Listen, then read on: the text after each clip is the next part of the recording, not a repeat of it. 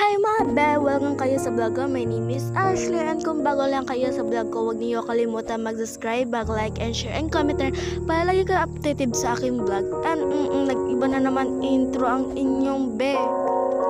Pasensya na ninyo na iba-ibang intro ako. Napapaisip kasi ako. Nandito tayo sa tower.